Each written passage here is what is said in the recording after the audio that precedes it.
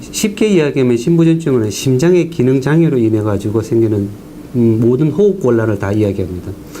일반적으로 한 50대 되면 우리나라에서 구체적인 데이터는 없지만 서양 데이터는 한 1% 정도 보고 있고 한 70대가 되면 한 5%. 그러니까 우리나라 평균을 하면 한 1, 2%가 그 신부전증에 해당된다고 볼 수 있어요. 그런 이야기가 많이 있는데 맞을 수도 있고 틀릴 수도 있어요. 일반적으로 신부전증, 심장 기능 장애로 인해 가지고 붓는 거는 보통 정맥, 거의 심장이 기능을 잘 못하기 때문에 심장으로 들어오는 피의 압력이 증가돼 가지고 하기 때문에 우리 몸의 모든 장기에서 부을 수가 있어요. 얼굴도 부을 수가 있고 다리도 부을 수가 있고 뱃속에 있는 장기도 다 부을 수 있어요. 근데 다리가 붓는 거는 쉽게 알 수 있는 거는 우리가 항상 양말을 신고 신발을 신고 하기 때문에 환자들이 다리 붓는 건 쉽게 인지를 하기 때문에 그런 거고, 신부전증은 우리가 좀 두 가지로 나눌 수 있는데 콩팥 기능이 떨어져 가지고 하는 병이 있고, 그 다음에 단백질이 빠져가지고 생기는 것이 있는데, 단백질이 빠지는 거는 그게 혈액의 삼투압이 떨어져서 하는 거거든요.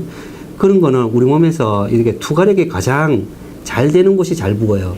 대표적인 게 눈 주위가 될 수가 있어요. 그렇게 돼가지고 사람들이 신장병 하면은 눈 주위가 많고 얼굴이 붓는다고 이야기하는데 실제로는 다 부을 수는 있어요. 실제로 어디가 붓는다 해가지고 그거로 감별하기는 불가능합니다. 만성 콩팥병도 다리가 부어서 와요. 그렇기 때문에 어디가 붓는다 해가지고 심장 구분 못합니다. 부으면 병원에 와야 돼요. 붓는 원인이 가장 흔한 원인은 뭐 심장병, 신장병 뭐 이런 것도 있을 수가 있겠지만은 혈관이 막혀서도 그래 될 수가 있거든요. 그렇기 때문에 반드시 원인 감별을 해줘야 돼요.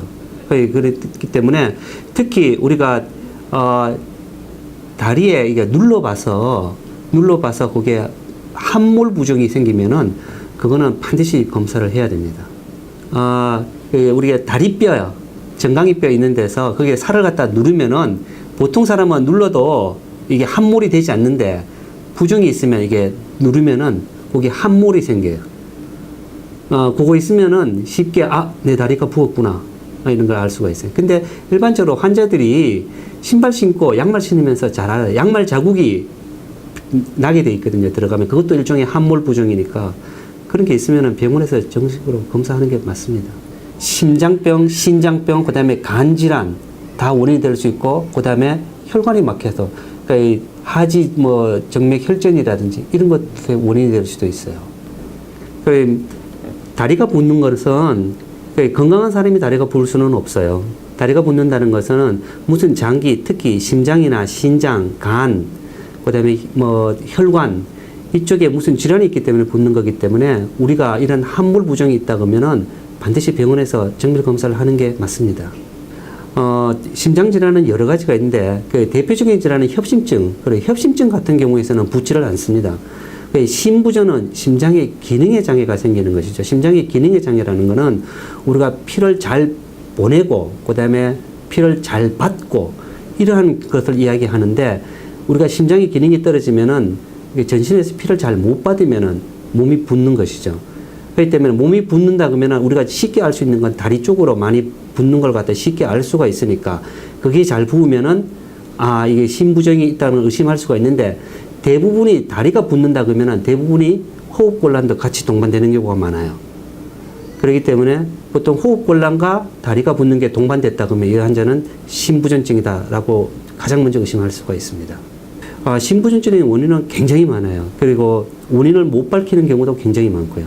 그래도 가장 흔하게 발견할 수 있는 거는 혈액순환 장애입니다. 심장 혈관도 동맥경화로 인해 가지고 심장 혈액 장애가 생긴다든지 그런 경우가 있고, 그 다음에 고혈압으로 인해 가지고 조절을 안 해 가지고 심장 기능이 떨어진 경우, 그 다음에 부정맥, 판막 질환, 그같이 굉장히 다양하게 나타날 수 있고, 특히 여성의 경우에서는 이제 연세가 드시면은 이유를 알 수 없이 그냥 신부전증에 빠지는 경우도 있습니다. 가장 쉬운 거는 호흡곤란입니다. 호흡곤란은 가만히 있을 때 생기는 것보다는 운동시 호흡곤란이 제일 먼저 나타나요. 운동시 호흡곤란은 내가 옛날에 계단 3층을 올라가는데 괜찮았는데 지금은 계단 2층 올라가는데 숨이 차다. 옛날에 100m를 걸었는데 문제가 없었는데 지금 100m를 50m를 걸어도 숨이 차다. 이거는 신부전증의 초기 증세예요. 가만히 있는데 숨이 차다. 이거는 아닐 가능성이 있거나 아니면 매우 심한 심부전증인 가능성이 있는 거죠. 일단은 노작성, 운동 시 호흡 곤란이 제일 먼저 나타납니다. 우리가 환자들한테 이야기 굉장히 많이 하는 것 중에 하나가 심부전증이 부정맥과 동반되는 경우가 많거든요. 특히 심방세동이라는 부정맥과 동반되는데 이 심방세동을 하는 환자들은 혈전이 잘 생기기 때문에 항응고제를 써요. 보통 사람들이 이야기할 때 혈전용해제라고 보통 이야기하는데 항응고제를 쓴 환자들은 절대로 먹지 말아야 할 음식이 몇 가지가 있는데 청국장 절대 먹으면 안 돼. 청국장은 우리 약의 효과를 완전히 없애버려요. 그렇기 때문에 혈전이 생겨서 풍이라든지 이런 것을 유발시킬 수 있는 음식이 됩니다. 그 다음에 굉장히 진한 콩국수 이런 것도 좀 피하셔야 되고, 그 다음에 녹황색 채소 이런 건 좀 많이 피해야 되는 음식들입니다. 그 다음에 심부전증에서 가장 중요한 거는 결국은 저염식이에요.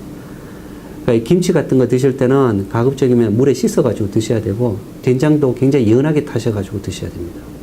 우리나라 음식에서 콩을 빼면은 좀 곤란하잖아요. 그렇기 때문에 굉장히 농축된 콩이라 생각하시면 돼요.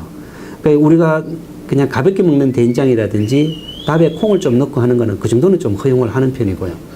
좀 너무 농축된 거는 금하고 있습니다.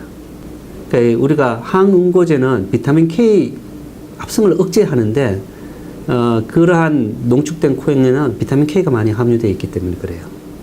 아니에요. 우리는 환자한테 먹지 마세요라고 이야기해요.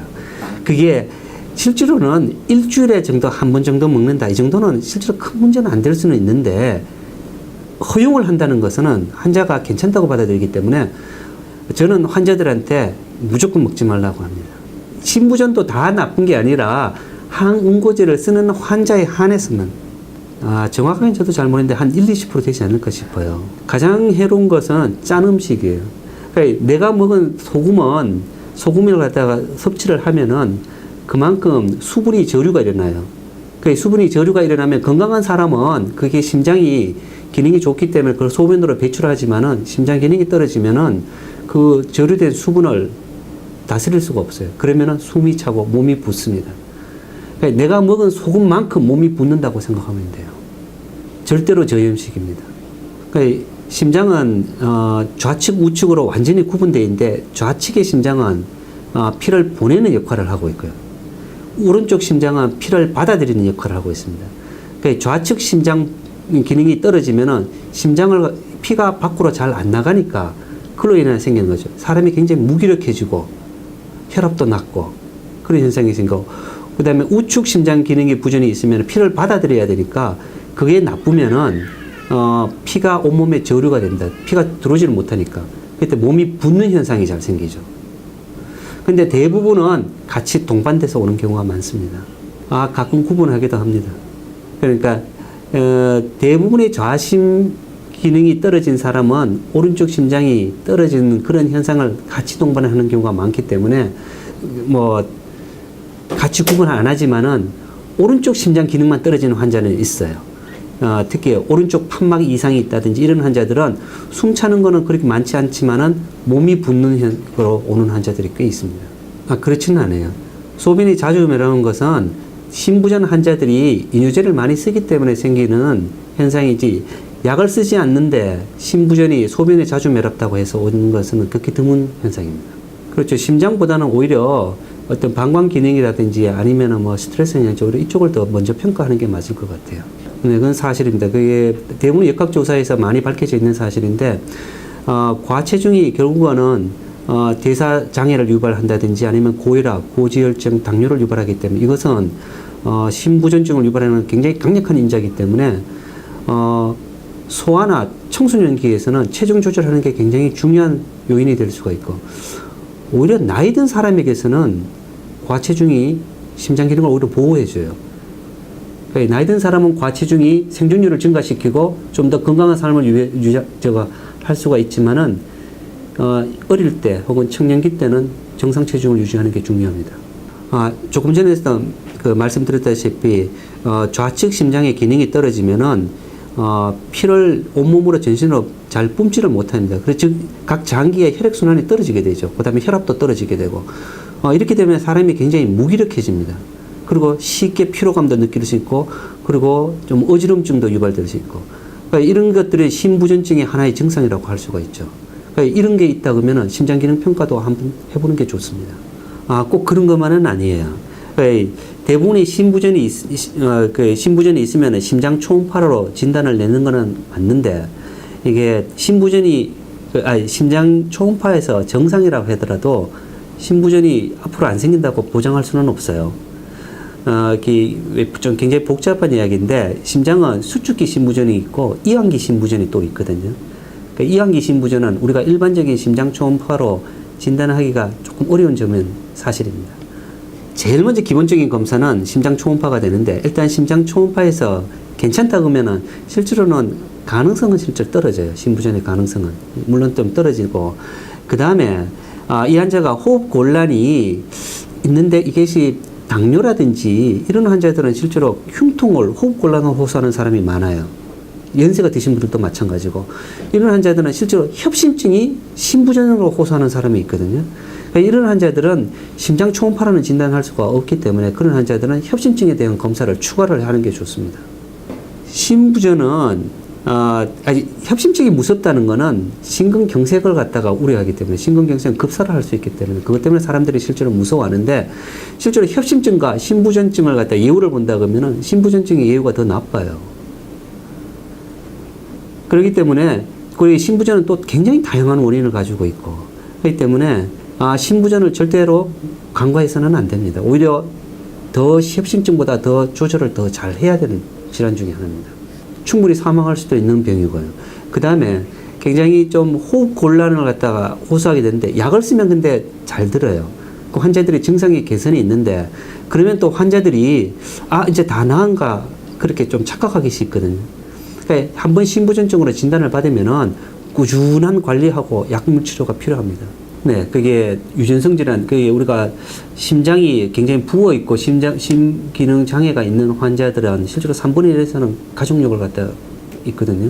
그러니까 우리가 이런 심부전증이 오면은 뭐 우리가 가계도를 만들어요. 부모님 어떠냐, 아니면 뭐 급사 있는 분이 있느냐, 이런 가계도를 만드는데, 아마 소아에서 생기는 심부전이랬다 그러면은 유전성 질환일 가능성이 굉장히 높고요. 뭐 그 이외에도 소아에서도 생길 수 있는 선천성 심질환이 굉장히 많습니다. 그런 것들이 심부전증을 유발할 수가 있고, 그다음에 부정맥도 있을 수 있고, 소아도 충분히 생길 수가 있는 것이죠. 꼭 그런 거는 아닌데요. 일반적으로 가장 많은 원인 중에 하나가 동맥경화이기 때문에, 동맥경화는 이제 나이 든 사람이 많이 생기기 때문에 실질적으로 보통 한 50대에서 1%, 그 이하는 거의 실제로 볼 수가 없고요. 대부분이 보면 60대 이후에서 생기는 것이죠. 그게 대부분이 보면은 혈액순환과 연관성이 많기 때문에 그렇습니다. 그렇다고 해서 40대 안 생긴다는 보장은 없는 것이죠. 우리가 협심증 같으면 원인이 딱 하나예요. 동맥경화. 근데 심부전증은 원인이 너무 다양합니다. 그렇기 때문에 뭐 협심증으로 생겨가지고 2차적으로 생길 수도 있고, 심근경색, 그다음에 부정맥, 뭐 굉장히 판막질환 다양하기 때문에 치료 방법이 다 다릅니다. 약물로서 치료할 수 있는 방법도 있고, 수술로서 치료할 수 있는 방법도 있고, 그 다음에 요즘에는 심부전증을 갖다가 뭐 이런 전기로서 치료하는 방법도 있고요. 그리고 결국에서는 그것이 다 실패하는 경우에서는 결국은 심장 이식을 갖다 하는 것이 있죠. 그렇기 때문에 굉장히 다양한 원인 질환을 가지고 있기 때문에 치료 방식도 굉장히 다양하다는 걸 인식을 해야 됩니다. 우리가 부으면은 2차적으로 물이 혈액에서 빠져나가기 때문에 혈액 내에 수분 부족이 일어나는 것이죠. 그거는 그러니까 수분 부족 때문에 다리가 붓는 게 아니라, 다리가 부을 정도면은 수분이 혈액에서 빠져나갔기 때문에 수분 부족이 생기고, 이러한 수분 부족이 생기면은 다른 장기에 혈액순환이 떨어지기 때문에 콩팥이라든지 이런 기능이 떨어질 수가 있죠. 또 콩팥 기능이 떨어지면은 붓는 게 더 악화될 수 있고, 그런 악순환을 계속 반복되는 것이죠.